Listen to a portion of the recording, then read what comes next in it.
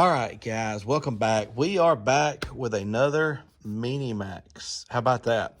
And this is a Mini Max that I don't know if anybody's done yet, but one of you guys commented on one of my videos a little while back asking, hey, is there not anybody that's going to do the 1002, the little 2-channel? I think this is the smallest Mini Max in the lineup, I believe. There's a small little 4-channel too, but I think this one is the lowest output. I could be wrong, but anyhow, I think that guy's right. I don't think anybody's done the 1002. I wanted to get this one in purple just to see what the purple anodized looks like. I'll be selling this on Marketplace like I do most of my amps. When I was just picking a color, I thought, well, dang, we've seen the black, we've seen the blue, we've seen the green. Let's try that purple. So let's check it out. This is the Minimax 1002. It's 2-channel. All right. I have taken this out of the box once, but I didn't even take it out of the plastic. I just wanted to see that purple and how big it is. It's little, I'll tell you that. I'll get to that in a second. What else is in here? Oh yeah, we'll have to talk about this. This is, oh, okay. Well, that's good. It does have the RCAs on the other end. I thought it was just gonna be a little pigtail with wires coming out of it, but it is the RCAs. That's good. Let's see, nothing else on that side. And then on this side, a couple of Allen wrenches, hex keys. And that's it. No bass knob with this model. There's the box. Got the old school logo on it there. Shows the ends.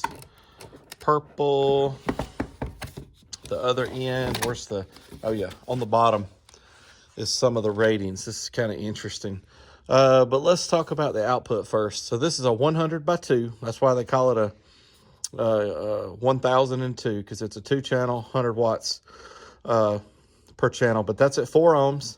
2 ohms, it's rated 160x2, so that's 320, or 4 ohms bridged. They do give it a little extra ratings there when you bridge it. 350x1. Keep in mind, if this was a 160x2, that's 320, so they give you, you know, the way it's rated anyhow. Tested at 14.4. You guys know we're probably going to give it 14.8, and at 1% THD. There is the frequency response from 10 hertz to 23.97 kilohertz. The input sensitivity, 6 volts down to 0.2. Where is the, oh yeah, these filters. This was a little confusing to me when I first saw them. But like the high pass, 20 to, it only goes to 800. And I was like, well, what's that all about? Well, it's got the little push buttons to make it times 10. And then, you know, it makes it from 200 hertz to 8 kilohertz. And the low pass is the same way. So you can create a band pass, a bandwidth, with this, setting the filters high and low however you want them. It's a full range amp, working voltage 9 to 15 and a half. There's your dimensions. All right, enough of that. Here's the amp. I have not taken it out, and I do think that purple looks pretty cool, pretty neat. And this is a pretty small amp, about the size of my hand, roughly. Let's get it out of the package. Oh yeah, gosh, it looks even better out of the plastic. That purple is so cool. These are the slickest looking amps on the market, in my opinion.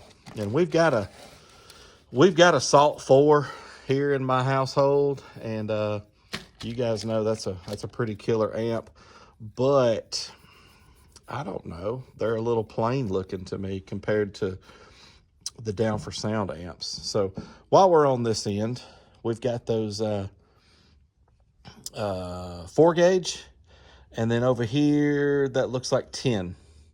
We do have Power Protect clip. This is going to be a little full range, full bridge. We'll talk about that in a second. The colors are different, all the Down for Sound amps, because I think this is steel.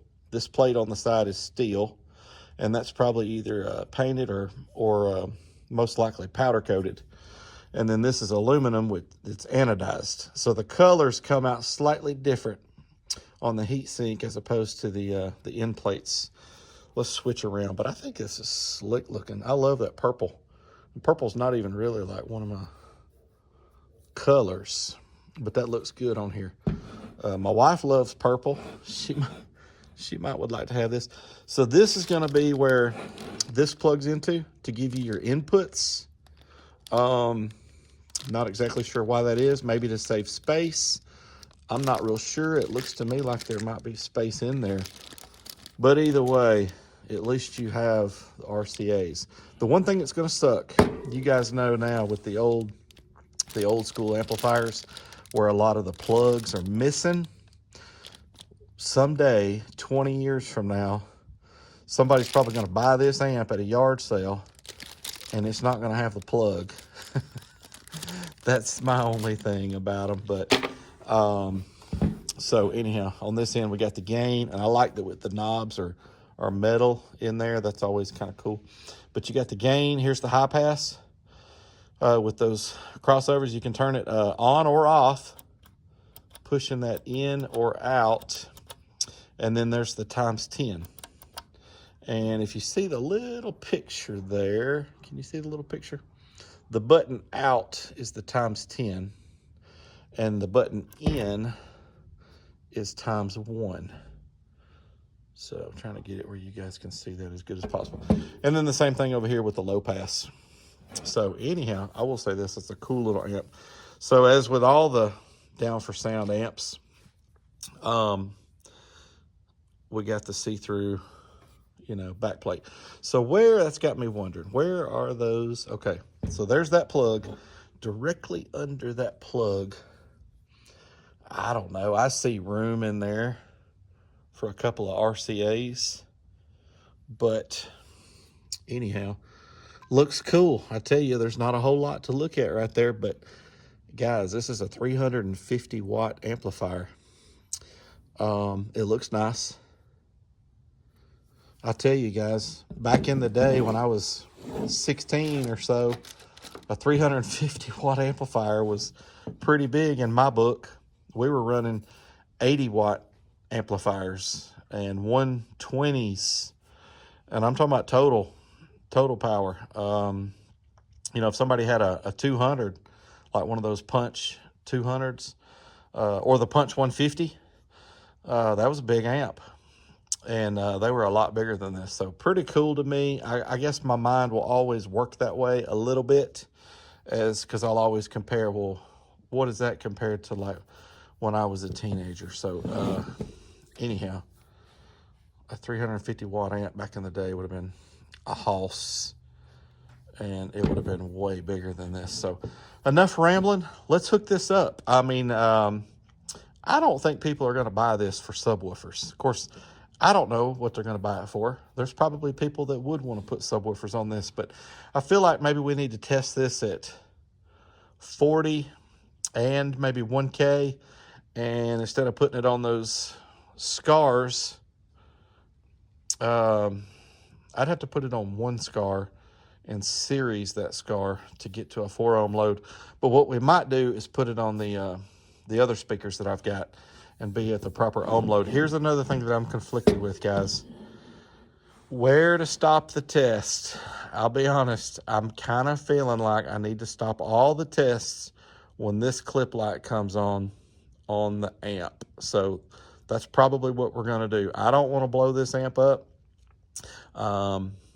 So that's probably, but I'll have the camera positioned to where you can see this clip light and the DD1 and the AMM1 all at the same time. So anyhow, all right, let's get this thing wired up. All right, guys, here's the owner's manual. There's those same ratings, 160 by 2, 100 by 2, 350 by 1. Also, check out the fuse rating there, 30 amps. They want you to provide your own fuse. There's not one on the amplifier, which is not that big a deal to me. All right, this is going to be the first turn on. I'm also wired at 4 ohms right here, by the way. So this is going to be the 4 ohms, 2 channel. So we are looking for that 100 by 2 on this run. So let's turn it on. Let me show. This will be the very first turn on. I've hooked all this up, but I have not turned the amp on yet. So here we go. 3, 2, 1.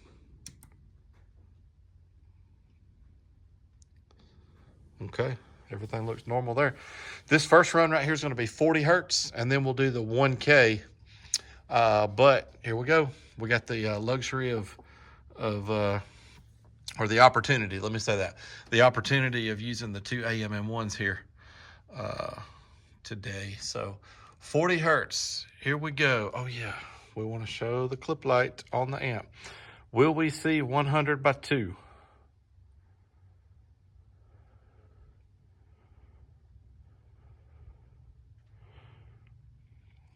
Here we go, golly. It's a slow go here, guys. Sorry about that.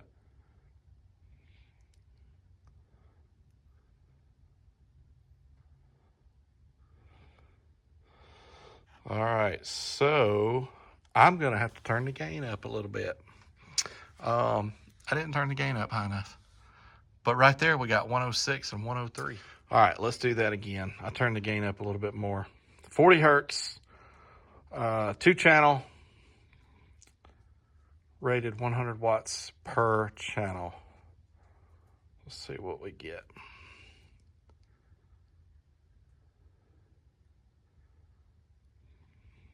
All right, look at that, 121 and 121.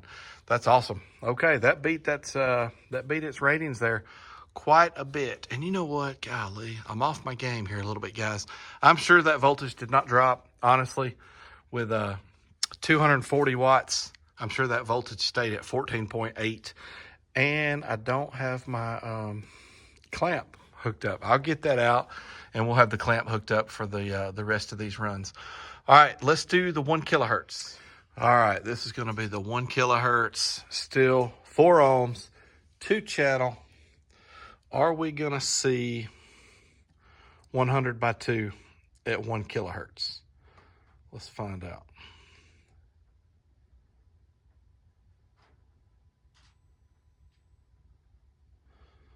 We sure did.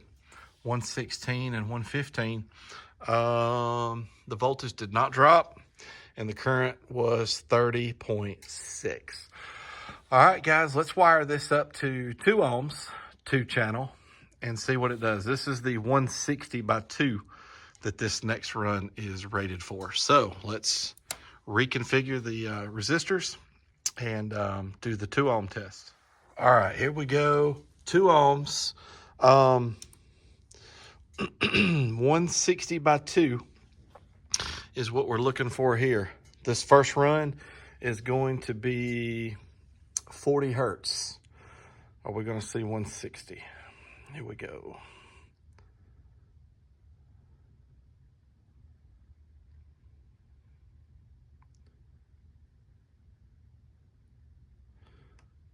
Yeah, 183 and 183. I'm always amazed at how accurate these are, you know, from one to the next, or consistent. Let me say that. Current draw was 46.1. Wow. All right, guys. Let's, if I can do this in one take, we will just zero these back out real quick. And let's go to track 2 and do the 1 kilohertz. 160 by 2. Are we going to get it?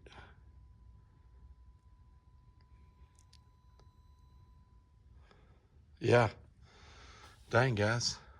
This little thing is doing good. The voltage has still never dropped. 48.8 right there. So There you go. It's hitting all of its ratings so far. I think you guys would probably like to see these runs bridged as well. So let me reconfigure the resistors once again. Let's bridge this. Let's get the DD1 out and get rid of one of these AMM1s, and let's do the 4 ohm bridged at 40 hertz and 1 kilohertz. All right, sit tight for just a second. All right, guys, now we are bridged. So this will be bridged from 2 channels down to 1 channel. This is going to be the 4 ohm run. It's I'm not going to do any runs other than what's in the manual.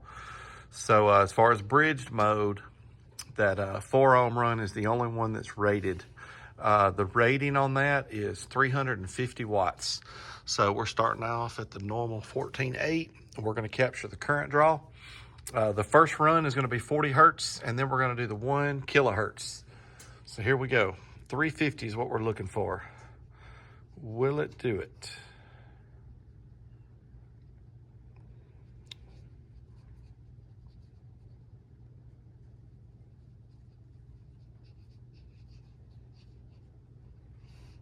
It sure did.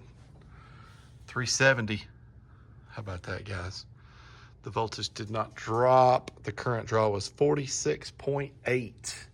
So far, guys, it has hit every one of its ratings. Let's zero this back out.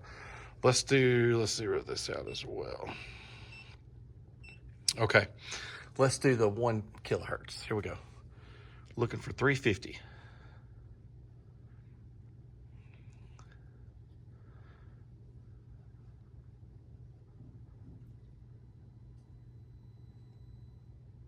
$361. Guys, this little amp has beat all of its ratings.